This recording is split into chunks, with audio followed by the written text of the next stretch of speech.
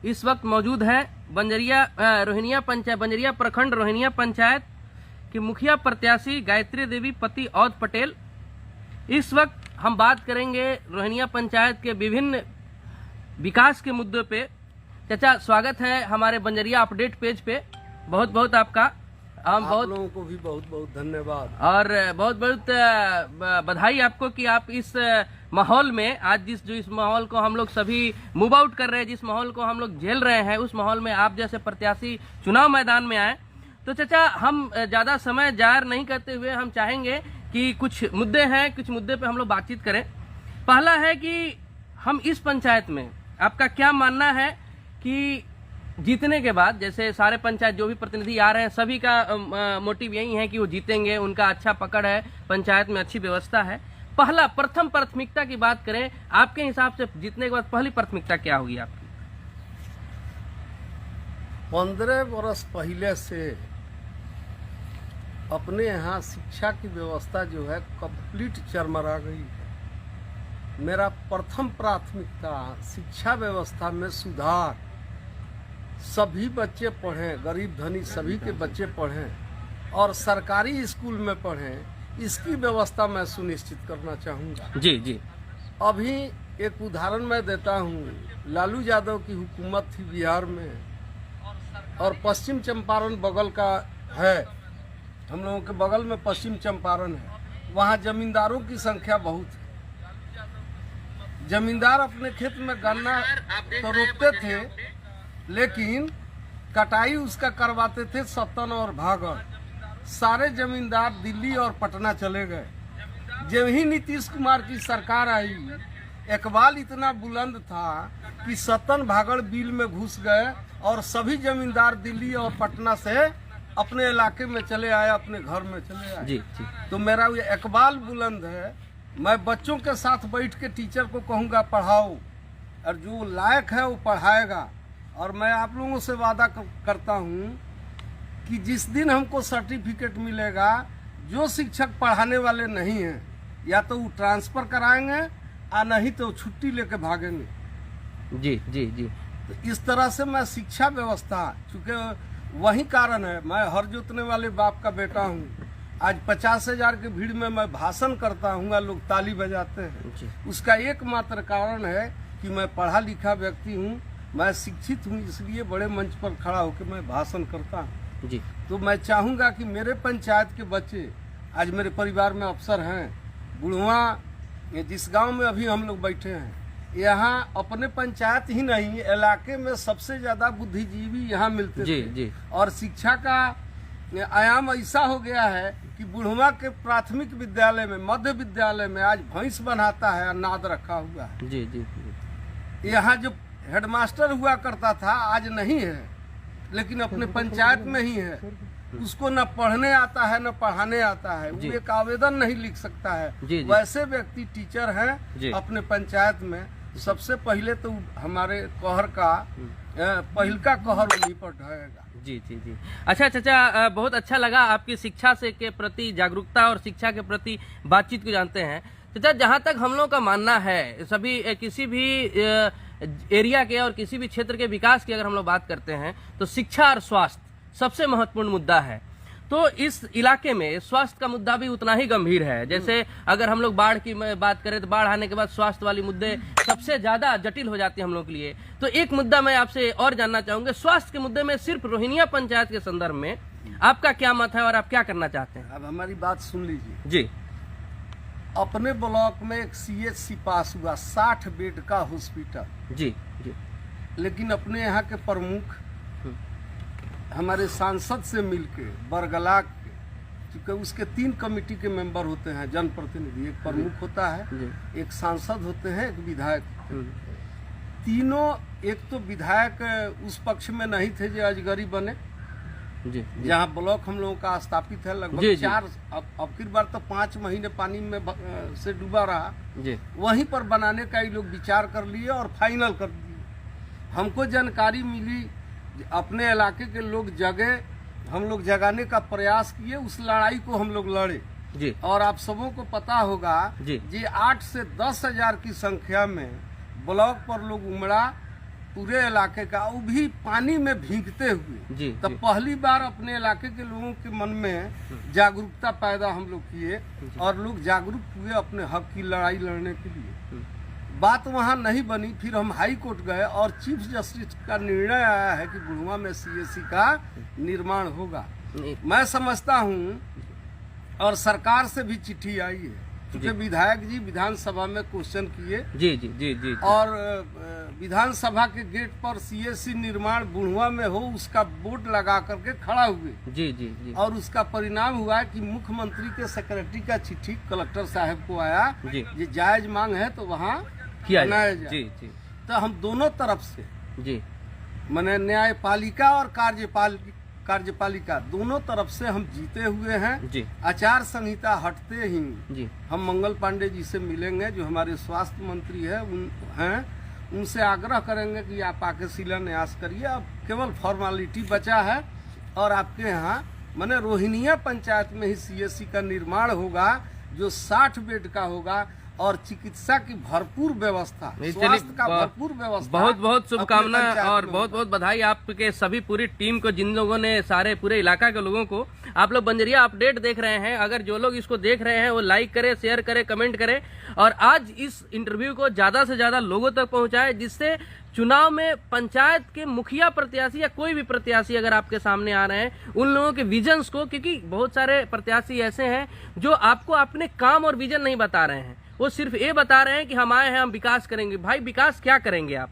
इस विकास के मुद्दे पे आज हमारे साथ हैं औध पटेल, मुखिया प्रत्याशी गायत्री देवी पति। हम आगे बात करेंगे। चाचा बहुत अच्छा लगा, बहुत सारे मुद्दे आपके, जैसे स्वास्थ्य के मुद्दे पे भी आपकी बात बहुत अच्छी रही और शिक्षा के मुद्दे पे जो आपने विचार रखा है काफी सराहनीय विचार है। चाचा दो चीजें हैं, अभी आज आप देख रहे होंगे कि पिछला जो भी हर पंचायत की बात है, सिर्फ हम रोहिणिया पंचायत की नहीं बात कर रहे हैं और हम अगर यहाँ बैठे हैं तो हम रोहिणिया पंचायत की बात करने के लिए ही बैठे हैं। रोहिणिया पंचायत में जो इंदिरा आवास की बात है, हर इंदिरा आवास के ऊपर 40 से 50 हजार रुपया लिया जाता है। यहाँ तक जिसके पास पैसा नहीं है उसका खेत बेच के गहना गिरवी धर के सब पैसा लोग जाके देता है। आज पैसा मिलते ही आधा पैसा जो भी इसके बीच में पड़े हुए लोग होते हैं वो जाके ले लेते हैं। तो ये जो इस तरह की भ्रष्टाचार है, इस भ्रष्टाचार पे अंकुश लगाने की आपकी क्या योजना है? नामांकन सभा बुढ़वा के मंदिर में हमारा हुआ था जी। भगवती का मंदिर है जी। भगवान भोले शंकर हैं जी। और वहाँ हम संकल्प लिए कि प्रधानमंत्री, अब इंदिरा आवास नहीं रह गया, प्रधानमंत्री आवास हो गया है। वहाँ संकल्प लिए कि न प्रधानमंत्री आवास में मैं पैसा लूंगा और न ही किसी को लेने दूंगा, ये मेरा संकल्प। जी। जी। और मंदिर प्रांगण में संकल्प लिया हूँ, तो मैं ऐसा करने नहीं दूंगा। ये तो पहली बात हो गई। दूसरी बात, आप जो भ्रष्टाचार की बात किए हैं, बाकी पंचायत से ज़्यादा रोहिणिया पंचायत में प्रधानमंत्री आवास में भ्रष्टाचार है। 25 से 30 हजार रुपया पहले, 3 साल पहले, 4 साल पहले, 2 साल पहले मुखिया और मुखिया के लोगों के द्वारा वसूल लिया जाता है गरीबों से। फिर 40 हजार रुपया आता है पहिलका किस्त, तो वो 40 हजार रुपया उठा के वो ब्याज सहित वो लौटा देता है, उसका घर नहीं बनता है। जी। और प्रत्येक उसके बाद जो जिस किस्त का भी भुगतान हो उसमें 2000 से 5000 तक प्रत्येक किस्त में घूस के रूप में लिया जाता है, पंचायत के मुखिया के द्वारा या किसी वार्ड सदस्य के द्वारा। अभी तो मुखिया एक दलाल रखे हुए हैं। मैं एक जीता जागता उदाहरण दे रहा हूँ। भला वो आदमी डर गया है, विनोद मुखिया रोहिणिया, वो बाहर कमाता है, मजदूरी करता है। उसके पिताजी का नाम है महंगू मुखिया। जी। जी। जी। जी। उसके विनोद मुखिया के पत्नी से 2 वार्ड सदस्य गए और 20 हजार रुपया लिए कि आपका इंदिरा आवास कल ही आपके खाते में उसका भुगतान आ जाएगा। और भुगतान आ भी गया। चौथा दिन 20 हजार रुपया ये लोग लेके चला गया। चौथा दिन उसके खाते में पैसा आ गया। 5वां रोज पैसा निकाल के 40 हजार आई, और जैसे 40 हजार रुपया लेके आई तो अपने यहाँ विजय यादव जो मुखिया के पुत्र हैं, उनका कर्जदार है उदय यादव। उदय यादव गया और उस औरत को डरवा के कि नहीं ये रुपया दूसरे का है, दूसरे के खाते का आपके खाते में चला आया है, जल्दी से रुपया दीजिए नहीं तो आपको जेल जाना पड़ेगा। तो वो भी 40,000 रुपया लेके चला गया। मतलब 20,000 अपने घर से और प्रधानमंत्री आवास का पहला किस्त का पैसा 60,000 रुपया उदय यादव और 2 वार्ड सदस्य मिलके उस घर से ले गए। अच्छा जी, ये तो सबसे बड़ी भ्रष्टाचार है। और एक भ्रष्टाचार और आपके सामने मैं लाना चाहूंगा, नल जल योजना। अगर हम सरकार की बात करें, सबसे बड़ा भ्रष्टाचार का जड़ माना जा रहा है नल जल योजना। जितने भी जगह कहीं भी सुचारू रूप से संचालित नहीं है। कहीं भी अगर हम बात करें उसमें ऐसा नहीं है किसी घर से पैसा नहीं लिया गया हो और वो काम नहीं हुआ हो। तो इस भ्रष्टाचार को किस तरह से, नल जल योजना की आपका क्या? एक बात मैं बताऊं, नल जल योजना जो था बिहार सरकार का सबसे बढ़िया योजना था जी। हम सभी जानते हैं जी कि पानी अगर हम खराब पीते हैं तो बीमारियां अनेकों होती। सरकार का सोच था ये 400 फीट का पानी अगर हम लोगों को पिलाते हैं तो बहुत सारा बीमारी से निजात मिल जाएगा जी। सरकार ने व्यवस्था किया कि प्रत्येक वार्ड में एक टंकी बैठाएंगे, 400 फीट का बोरिंग होगा और सबों के घर में स्वच्छ जल जाएगा जी। वार्ड सदस्य इसमें मजबूर हो गए अपने पंचायत में, बाकी पंचायत में नहीं हुए, लेकिन यहाँ के वार्ड सदस्य मजबूर हो गए और वो लोग मुखिया जितना कहा उतना चेक काट के देते गए। और आज के तारीख में अपने पंचायत का 200 वार्ड का नल जल फेल है, कहीं किसी को पानी नहीं मिल रहा है। अब मान के चलिए जो खंभा खड़ा किया गया है उसके सिवा कुछ नहीं है। इतना ही नहीं मैं कहूँगा, ये जांच का विषय है जी। 100% इतना जान लीजिए कि 15 साल पहले जब मुखिया विजय यादव नहीं थे तब उनके पैंट में चेन नहीं होता था, उनके साइकिल में पौडिल नहीं होता था। आज अकूत संपत्ति के मालिक बने हैं, आमदनी का स्रोत केवल मुखिया है। आज 12 प्लॉट उनका मोतिहारी में है। 2 करोड़ से ऊपर का एक मकान गोपाल साहब विद्यालय के बगल में बन रहा है जी। बना बनाया घर खरीद के उसमें रह रहे हैं। एक बार जिसके पास पैंट में चेन नहीं होता था, साइकिल में पौडिल नहीं होता था, एक बार अपने एजेंसी से 5 करोड़ रुपया भेजते हैं कंपनी को जी, जहाँ से ट्रैक्टर आता है जी। जो आदमी 50 रुपया के लिए मोहताज था आज करोड़ों में खेल रहा है और आमदनी का स्रोत केवल मुखिया। भ्रष्टाचार के गंगोत्री में इस तरह से डूबा हुआ है जिसका नतीजा आप देख रहे हैं। आप प्रधानमंत्री आवास, नल जल और दूसरा अपने यहाँ स्ट्रीट लाइट के लिए 8 लाख रुपया आया, कहीं पंचायत में स्ट्रीट लाइट नहीं लगा है, पिछले साल की बात है जी। कूड़ादान की व्यवस्था करने के लिए सरकार रुपया दिया था जी, कहीं नहीं, पंचायत में एक भी कूड़ादान नहीं है जी। कोरोना काल में साबुन के लिए, सैनिटाइजर के लिए पैसा आया था 3,10,000 पिछले वर्ष के कोरोना में, फिर 3,10,000 इस वर्ष के कोरोना में। पूरे पंचायत में कहीं सैनिटाइजर नहीं बटा है। ये सबका सब घोटाला हुआ है। आपके यहाँ ही शिवदयाल शाह के दरवाजे से और नासी तक नाला का निर्माण हुआ है जो केवल कागज में हुआ है, जमीन पर कहीं नहीं है। ये मैं बुढ़वा की बात बता रहा हूँ जी। इस तरह से बहुत सारे योजना, 8 लाख का पुल बना है यहाँ, पुल पहले से बना था, केवल स्लेब ढलाया है। मैं समझता हूँ 40 से 50 हजार रुपया खर्चा हुआ है और 8 लाख मनरेगा का रुपया विजय यादव हड़प लिए हैं। मिट्टी भी नहीं भरवा पाए जिससे लोगों का आवागमन बाधित, पुल चलने लायक भी नहीं है जी। तो 8 लाख रुपए में 40,000 रुपया खर्च करना। दूसरा उदाहरण आपको मैं बता रहा हूँ, सुखीडी गांव है, वहाँ कब्रिस्तान की भराई आपके पंचायत में, भारत में कहीं 2,60,000 रुपए टेलर मिट्टी नहीं है जी। लेकिन रोहिणिया पंचायत में 2,60,000 रुपए प्रति टेलर मिट्टी है। 13 लाख रुपया का स्कीम, 5 टेलर कब्रिस्तान में माटी भराया है, बाकी का सारा रुपया विजय यादव के खजाने में गया है जी। और शिक्षा से जुड़ा एक विषय मैं उठाना चाहता हूं आप लोगों के माध्यम से जी। जब हमारे भाई मुखिया होते थे तो सरकार के निर्देश पर 3 स्कूल स्थापित हुआ जिसमें लोक शिक्षक की बहाली हुई थी और तीन जो विद्यालय की व्यवस्था की गई थी। एक वार्ड नंबर 4 में रोहिणी बेलाडी, एक वार्ड नंबर 1 में रोहिणिया, एक वार्ड नंबर 2 में रोहिणिया। जी। तीनों में 2-2 शिक्षक रहे, लोक शिक्षक। जी जी जी जी जी। सरकार लोक शिक्षक को हटा दिया, तीनों में 2-2 पारा टीचर की बहाली कर दी गई। जी। अब तीनों विद्यालय में 3-3 शिक्षक हैं, जिसमें से बेलाडी का स्कूल चल रहा है। जी। लेकिन 2 स्कूल कहाँ है, वार्ड नंबर 1 और वार्ड नंबर 2 का किसी को पता नहीं है। आप सबों को मैं बताना चाहूंगा कि उसमें से एक विद्यालय की शिक्षिका मुखिया जी की पत्नी है। अच्छा। जिसका चेहरा 15 वर्ष में कोई नहीं देखा है। जी। उस गांव का न मर्द न औरत न बच्चे उसका चेहरा देखे हैं। और बाकी के जो 5 शिक्षक हैं वो जानते नहीं है कि ये हमारा विद्यालय कहाँ है। जी जी। और 15 साल से उन लोग तनख्वाह उठा रहे हैं, तनख्वाह ही नहीं उठा रहे हैं। उन लोगों से विजय यादव की बात हुई होगी, मैं निश्चित तौर पर कह रहा हूँ। प्रत्येक विद्यालय में भोजन की व्यवस्था हो गई है, सरकार मिड डे मील की व्यवस्था की है। और प्रत्येक विद्यालय में लगभग 80,000 रुपया, जहाँ 300 से ऊपर बच्चे हैं, 80,000 रुपया प्रत्येक विद्यालय में भोजन मद में आता है प्रत्येक महीना में। जी। 7.25 लाख के आसपास रुपया एसेसरीज और स्टाइपन में प्रति वर्ष आता है। उस शिक्षकों से बात हुई होगी, ये आप तनख्वाह उठाइए, स्कूल से क्या मतलब है।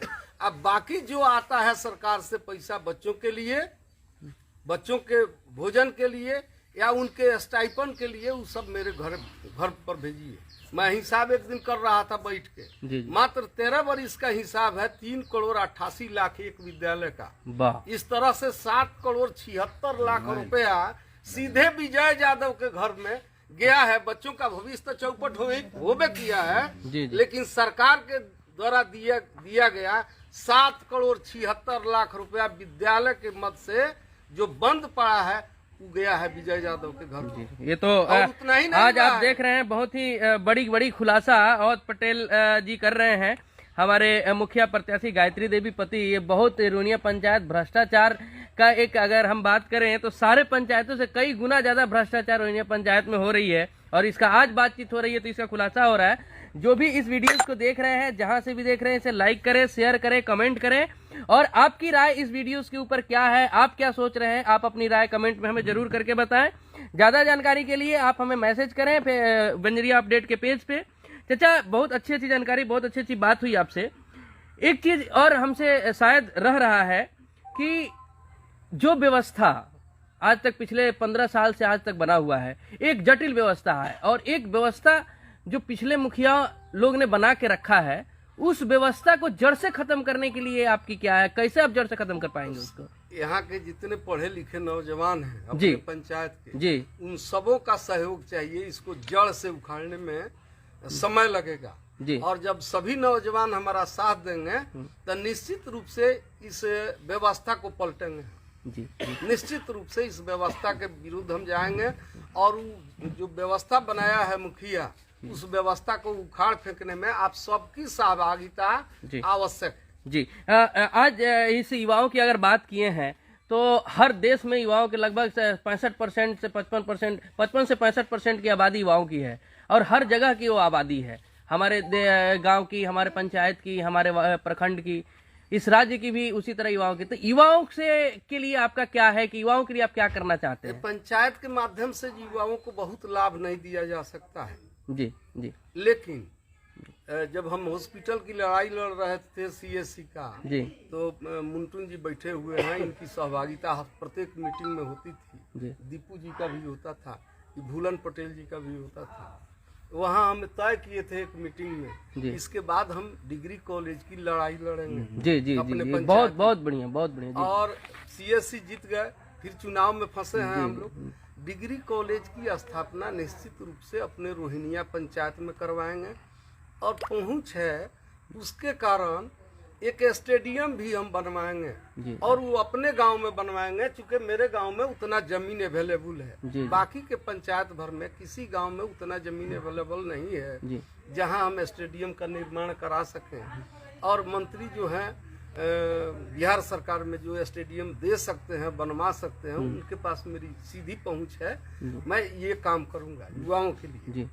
और बाकी समस्या जैसे कोई विद्यार्थी पढ़ रहा है तो मैं चाहूंगा कि उसका भरपूर गरीब है जी तो उसका मदद करें, पढ़ लिख ले, बाकी तो वो अपने कुवत पर वो मुकाम को हासिल करें। अच्छा चाचा, एक बहुत ही महत्वपूर्ण मुद्दा है जिसे बंजरिया अपडेट आपको अवगत कराना चाहता है और बंजरिया अपडेट के माध्यम से हम सभी जनता तक ये आवाज को पहुंचाना चाहते हैं। जो लोग इस वीडियोस को देख रहे हैं उन सभी के बंजरिया रोहिनिया पंचायत में पूरे अगर हम बात करें, जब बंजरिया प्रखंड में सबसे एक महत्वपूर्ण जगह है जिसको हम सभी टूरिस्ट प्लेस के रूप में विकसित कर सकते हैं, जिसकी जानकारी आपको बहुत पहले से है।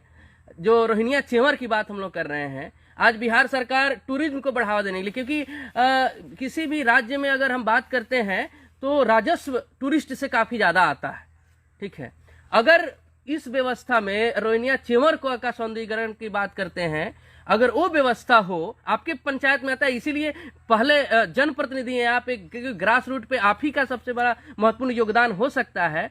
इसके लिए क्या आपका क्या सोच रहे हैं? नॉमिनेशन के दिन जी जब नॉमिनेशन करके निकले हम लोग तो वहाँ एक आदमी इंटरव्यू हमारा लिया, उसमें हम इस बात को रखे थे जी। एक और बात मैं आप लोगों को बताने जा रहा हूँ।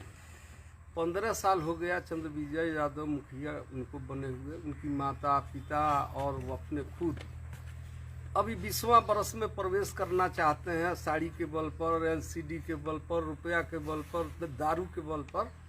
लेकिन आप चूंकि बुढ़वा में हम लोग बैठे हुए हैं तो मुख्य रूप से बुढ़वा के लोगों का ठेका जमीन रोहिनिया चेवर में है, कुकुरजारी के लोगों का है, रोहिनिया के लोगों का है। मेरे हिसाब से जब से मुखिया बने, सचिंदर प्रसाद एगो शिक्षक होते थे, गोपाल साहब विद्यालय में जमींदार थे, उनका जमीन रोहिनिया में बहुत है जी जी। उस जमीन में से जो नाला निकलता था, वहाँ मुखिया बनने के बाद चंद्रविजय यादव उस जमीन को, उस प्लॉट को खरीदे और खरीद के वहाँ पर पोखरा बना दिए। यहाँ भी नाला बहता है आपके गांव से सटे हुए। मैं समझता हूँ 50 परिवार का 1 कट्ठा 2 कट्ठा जमीन इस नाला में बाधित है। जी जी जी। 50 परिवार का जी। और 100 एकड़ से ज्यादा जमीन रोहिनिया, बुढ़वा और कुकुरजारी के लोगों का रोहिनिया चेवर से सटा हुआ है। जी जी। और उसमें मजबूत माने काफी मजबूत मसूरी का फसल होता था जी। और उनके वो तालाब खनने से जल की निकासी नहीं हो रही है जी जी जी। जिसके कारण 100 एकड़ 125 एकड़ जमीन में मसूरी का फसल नहीं हो रहा है।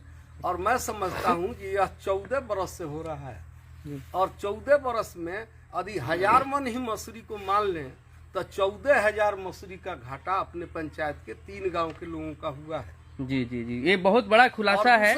मैं प्रयास करूंगा, प्रयास ही नहीं करूंगा, जिस दिन सर्टिफिकेट मुखिया का मिल जाएगा उसके दूसरा दिन उस नाला का निर्माण हम करवा लेंगे और जल निकासी की व्यवस्था करवाएंगे। आपका सवाल काफी मैंने हमको पसंद है कि 92 एकड़ जमीन वहाँ है रोहिनिया चेवर में जी, जिसमें 2.35 एकड़ जमीन सैरात है जी जी। और सैरात का दिया जाता है मलाह लोगों को जी। मलाह लोग उसको बेचते हैं, खरीदते हैं, सेक्रेटरी उसका खरीद बिक्री करता है, उसमें मछली रहता है, मछली मलाह पकड़ते हैं और बेचते हैं जी। लेकिन बाकी का 92 एकड़ में से 89.65 एकड़ जमीन जी जी वो गैर मजरूबा है। अच्छा जी जी जी। और उसका विकास किया जा सकता है। मैं कहा हूँ कि मेरी पहुँच है, कुछ मैं करूँगा, स्टेडियम बनाऊंगा, चाहे डिग्री कॉलेज के बारे में जो आप लोगों को बताया, उस पहुँच का लाभ लेते हुए, राजनीतिक लाभ लेते हुए मैं चाहूँगा, प्रयास करूँगा कि यह टूरिज्म पैलेस बने। 20 एकड़ में बहुत बड़ा तालाब, किनारे किनारे मैंने 20 एकड़ में मिट्टी का फैलाव, जी जी। 20 एकड़ का मिट्टी 20 एकड़ में फैलाव करेंगे और वहाँ बागवानी अगर लग जाता है जी जी जी जी। टूरिज्म पैलेस पर बहुत बड़ा हैचरी पैलेस हम लोग बना सकते हैं जी। वो हैचरी भी हो जाएगा, गवर्नमेंट को उससे मोटी कमाई भी होगी जी जी। और टूरिज्म के लायक वह जमीन बन जाएगा। पूरा जिला ही नहीं, अगल बगल का जिला का लोग जो अपने बच्चों के साथ छुट्टी के दिन बिताते हैं जी, कहीं अच्छे स्थान पर जाके, मैं समझता हूँ अगर हो गया जी, अगर सफलता हम लोगों को उसमें मिल गई तो 50 परिवार को रोजगार अपने जरूर जरूर जरूर जी मिल जाएगा वहीं पर। नाना तरह के दुकान होंगे और सभी लोग घूमने फिरने जो जाएंगे, कहीं चाय पियेंगे, कहीं आज के दौर में ये चिप्स वगैरह लोग खाता है, कौन जी जी जी जी सबका दुकान हो सकता है, नाश्ता का बढ़िया रोजगार दुकान हो मतलब सकता है। लघु उद्योग और रोजगार की व्यवस्थाएं हो 50 सकती है। परिवार का निश्चित रूप से उसमें रोजगार हो जाएगा। और जब 20 एकड़ का तालाब बनेगा तो नौका विहार की भी व्यवस्था हो जाएगी। संभव जी, है। जी, जी। और जो लोग आएंगे उनके बच्चे उस पर घूमेंगे, उससे भी मोटी कमाई गवर्नमेंट को हो जाएगी। जी जी बहुत अच्छा लगा। आप लोग देख रहे थे, हमारे साथ हैं औध पटेल, मुखिया प्रत्याशी रोहिणिया पंचायत क्रमांक संख्या 3 गायत्री देवी पति औध पटेल। जो भी इस वीडियो को देख रहे हैं, जहां से भी देख रहे हैं, उन सभी जनप्रतिनिधियों तक इस आवाज को पहुंचाएं कि एक ऐसा जनप्रतिनिधि है जो इतने लोगों के बीच बैठ के जनता के रोजगार से संबंधित, शिक्षा से संबंधित, स्वास्थ्य से संबंधित इन सभी विषय पे बात कर रहे हैं। चाचा, अब हम इस बातचीत के अंतिम कड़ी में हैं और हम आपसे आज जो लोग इस वीडियोस को देख रहे हैं, जहां तहां तक वीडियो जाएगा और अपने क्षेत्र के लोगों से, खासकर हम लोग की कोशिश रहेगी कि जन जन तक जितने भी क्षेत्र के लोग हैं, आप उन लोगों तक इस वीडियोस को पहुंचाया जाए, आपकी विजन को पहुंचाया जाए, आपके मिशन को पहुंचाया जाए, आप क्षेत्र में क्या करें। क्योंकि हमने देखा है कि आज के समय में कोई भी प्रतिनिधि आता है, सिर्फ विकास की बात, विकास करेंगे, लेकिन ये नहीं कहता है वो क्या क्या करेगा, उसके पास क्या क्या आएगा। आप जिस तरह से पॉइंट टू पॉइंट बात कर रहे हैं, पॉइंट टू पॉइंट चीजों को लेके जा रहे हैं, तो बंजरिया अपडेट कोशिश करेगा कि उन सभी जगहों तक, उन सभी आपके मतदाता बंधुओं तक ये बात पहुंचा पाए कि आपका मिशन क्या है, आपका विजन क्या है, आप क्या करना चाहते हैं। उन लोगों से आपका क्या संदेश है अंतिम चरण में? मैं वोट मांग रहा हूँ अभी गांव में, सभी गांव में जाता हूँ। मैं एक बात सबों से बताता हूँ, यदि मैं लायक हूँ तो तभी मुझे वोट करें। यदि आपके हिसाब से लायक मैं नहीं हूँ तो आप मुझे वोट नहीं करें। मैं पैसा से वोट नहीं कर दूंगा, क्योंकि पैसा यदि 10 लाख रुपया मैं लगाता हूं तो 40 लाख रुपया निकालने का प्रयास करूंगा, और जनता का शोषण करके। क्योंकि सरकार जो देती है जनता के हक का पैसा देती है, और जनता के द्वारा दिए गए पैसा को ही जनता के पास भेजती है। जी जी। तो मैं जनता के हक को कहीं चुराने नहीं दूंगा। जी। जनता के हक को कोई खाए नहीं, इसकी व्यवस्था सुनिश्चित करूंगा। इसलिए सबों से मेरा प्रार्थना है, एक बार जात पात से सभी लोग ऊपर उठे, सभी मतदाता भाई, सभी मतदाता बहन जात पात से ऊपर उठे और लालच से ऊपर उठ जाएंगे, उसी दिन अपने पंचायत का संपूर्ण विकास होगा। यही हम लोगों को संदेश देना चाहेंगे। और सभी जनता से मेरी प्रार्थना होगी कि आप जात पात से ऊपर उठिए, समाज कल्याण के लिए लोभ लालच से ऊपर उठ के मतदान करिए। चूंकि यह पंचायत की सरकार है, वो आपका भविष्य लिखती है। जी जी जी। और भविष्य जो लिखने वाला जगह है, वहाँ जात पात और पैसा, लोभ लालच में लोग पड़ेगा। तो जिस तरह से आज शिक्षा की व्यवस्था चौपट हो गई है रोहिणिया पंचायत में, उसी तरह से और गर्क में जाएगा, समस्याएं बढ़ेगी, समाधान नहीं मिलेगा। इसलिए मेरी प्रार्थना है सबों से, यहाँ के मतदाता मालिकों से, कि आप एक बार जात पात और स्वार्थ से ऊपर उठकर मतदान करिए और सही सरकार चुन लीजिए। अब आप लोगों को बहुत बहुत धन्यवाद। आपका इतना कीमती समय लिए हम लोग, आप कितनी कीमती समय भी हम लोग बैठ के बातचीत कर रहे हैं। हम सभी देखने वाले बंधुओं से गुजारिश है कि आप लोग इस वीडियो को देखें, जन जन तक पहुंचाएं और अपनी राय, अपनी बात हम लोगों तक जरूर पहुंचाएं। और जिस तरह से आज हमारे साथ मुखिया प्रत्याशी गायत्री देवी पति औध पटेल ने बात कही, उस बात के अनुसार आप अपनी विचार और अपनी सोच बूझ और समझ से जात पात और आपसी मतभेद मनभेद को छोड़ते हुए वोट करें, और वोट जरूर करें। वोट के दिन निकलें। और थैंक यू सो मच। और बंजरिया अपडेट की तरफ से आप सभी लोगों को मतदान की ढेर सारी शुभकामनाएं और बधाई। Thank you. Like, comment, share, subscribe जरूर करें। Thank you.